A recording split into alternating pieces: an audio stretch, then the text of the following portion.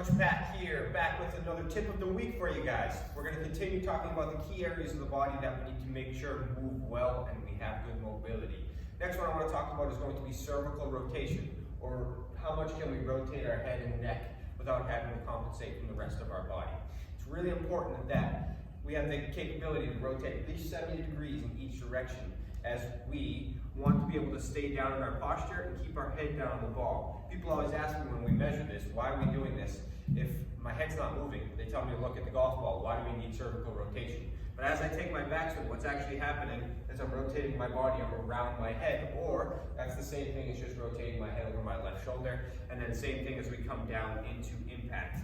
We need to look over our right shoulder. So if we don't have that necessary rotation through our neck, some different things can happen in the backswing or as we come down through impact. For example, if I'm limited as a right-handed golfer looking over my left shoulder, as I'm taking my backswing, one of two things are going to happen. I'm going to either stop and I'm not going to be able to complete my backswing because I know I'm trying to keep my head down on the golf ball, or something else can happen is you're trying to finish your golf swing, so what happens is you'll start to stand up and away, or we'll stand up nice and tall as we try to finish and get to a good backswing position.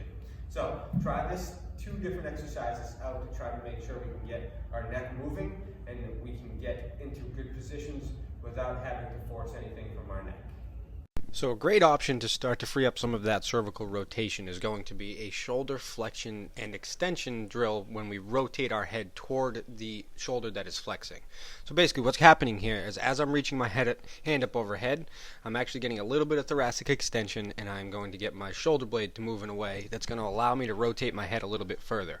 So I'm going to show you two different variations here, one which is with a band and we're standing up. That's going to be the more difficult version, or lying on your back. Both of these are great ways to allow you to get more cervical rotation so you can stay in your posture, you can finish your backswing, and that neck rotation isn't going to be limiting you as you're trying to either go down into impact or to complete that backswing. So we can create a little bit more speed, we can create a little more consistency, and we can stay in our posture better and hit better golf shots.